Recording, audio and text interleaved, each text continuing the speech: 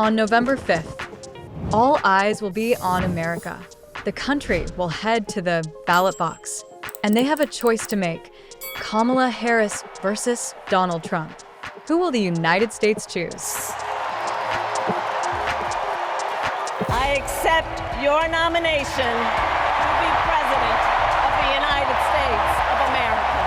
I am running to be President for all of America, not half of America.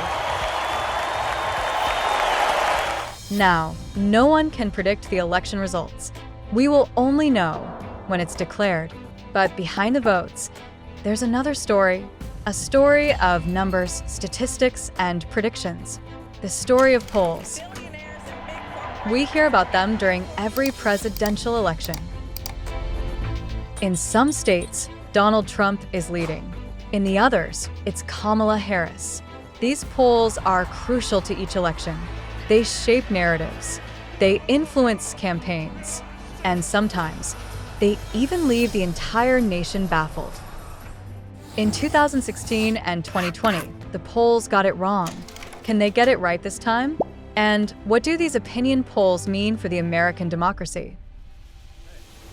The year was 1948. The date was November 3rd. This was the front page of the Chicago Daily Tribune. It read, "Dewey defeats Truman." But here's the catch. Thomas E. Dewey did not win that election. Harry S. Truman did.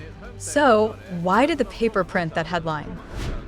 A year before the elections, the Chicago Daily Tribune had changed the way it printed its paper. So, the copy needed to go to print earlier. That was the case, too, on that night. Most states had not declared their results, but the paper took a leap of faith. After all, every poll said that Dewey would win. So, they went ahead with this copy. It went to press. But by next morning, it was a completely different result. The polls predicted a Dewey win. Instead, it was a Truman triumph. He even posed with the Chicago Daily Tribune copy. Now, polling has been a part of American elections for over a century. It started with simple straw polls. As technology advanced, so did the methods. Now, they are complex statistical analyses. So, how do the polls work? It's all about three things: data, sampling, and the art of asking the right questions. At its core, a poll is a survey. It's a way to measure the opinions of a specific group. But in a country as large and diverse as the United States, it's impossible to ask everyone. So, pollsters rely on sampling. Age, gender, race, location. These are all factors that are considered before building a sample. Then, there are the methods. How do you contact the sample group? Pollsters use landlines, cell phones, and online surveys. Each method has its advantages and drawbacks. More importantly, each one can influence the outcome of the poll. For example, imagine it's an online survey. Chances are the answers will come from a younger generation. Also, chances are they will be more educated. So, pollsters must keep that in mind. Once the data is collected, it's analyzed. It is then adjusted for various factors like non-response bias, which occurs when survey participants either can't or won't respond to a survey question. Finally, it is presented to the public as the polls that we see.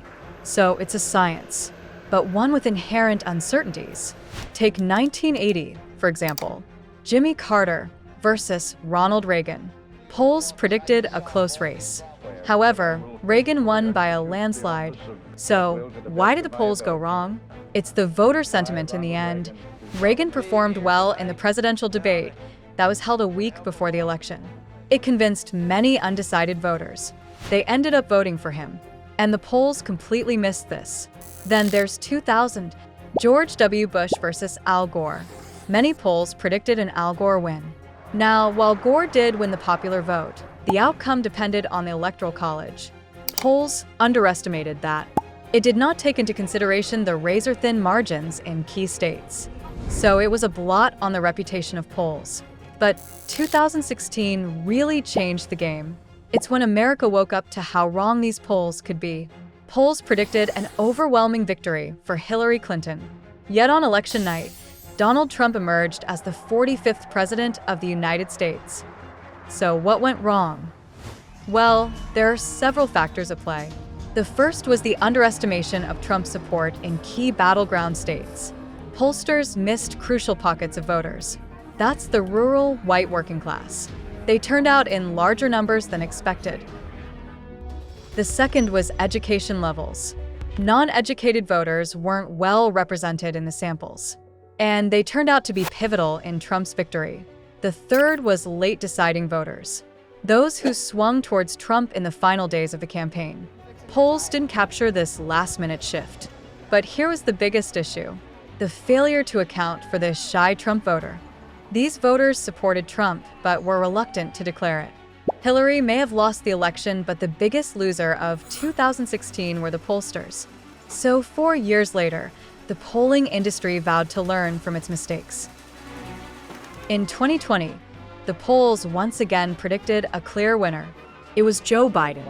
This time, the prediction was correct, but there was an issue. The margin was far narrower than expected. Despite making adjustments, pollsters underestimated Trump's support again. The problems were the same as 2016. So, what will it be in 2024? Pollsters are now looking at new technologies: AI, big data, and social media analytics. They want to use it to improve accuracy.